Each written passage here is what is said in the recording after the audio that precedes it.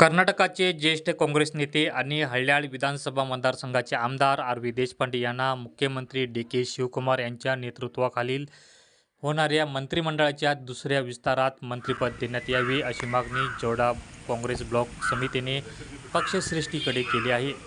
ही माहिती काँग्रेस ब्लॉक अध्यक्ष मारुती पाटील यांनी जौडा येथे आयोजित पत्रकार परिषदेत दिली. यावेळी मारुती पाटील म्हणाले, आर.व्ही. देशपांडे हे राज्यातील सर्वाधिक अनुभवी आणि अभ्यासू राजकारण्यांपैकी एक आहेत. त्यांनी उद्योग, महसूल, पर्यटन आदी महत्त्वाच्या खात्याचे मंत्री म्हणून यशस्वीपणे काम केले आहे. तसेच विरोधी पक्षनेते म्हणूनही त्यांनी प्रभावी भूमिका बजावली असून भाजप सरकारच्या काळात त्यांना उत्कृष्ट आमदार पुरस्काराने गौरवण्यात आले होते. जिल्हा केडीपी आणि केपीसीसी सदस्य सदानंद दबगार यांनी सांगितले की देशपांडे यांना प्रशासनाचा मोठा अनुभव असून उत्तर कन्नड जिल्ह्यासह राज्याच्या विकासात त्यांचे महत्त्वपूर्ण योगदान आहे. उद्योग, पर्यटन, पायाभूत सुविधा आणि ग्रामीण विकास क्षेत्रात त्यांनी अनेक लोकाभिमुख योजना राबविल्या आहेत. त्यामुळे त्यांच्या अनुभवाचा लाभ राज्य सरकारला मिळावा यासाठी त्यांना मंत्रिपदात स्थान देणे आवश्यक आहे.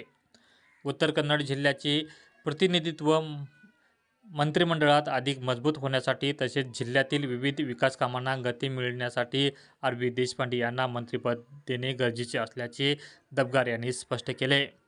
पत्रकार परिषदेत माजी जिल्हा पंचायत सदस्य संजय हनबर, माजी केपीसीसी सदस्य कृष्णा देसाई, जौडा महिला ब्लॉक अध्यक्षा सुकन्या देसाई, युवक काँग्रेस अध्यक्ष अक्षय राऊळ, माजी काँग्रेस ब्लॉक अध्यक्ष विनय देसाई, गॅरंटी योजना समिती अध्यक्ष मंगेश कामत, माजी ग्रामपंचायत अध्यक्ष अरुण देसाई, अरुण भगवतीराज, शरणप्पा गद्दी, श्रीधर दबगार, भवानी चव्हाण, जुबेर शेख, प्रसन्ना गावडा, प्रभावती पाटेकर, रफिक खान, रुपेश देसाई यांच्यासह अनेक काँग्रेस पदाधिकारी उपस्थित होते.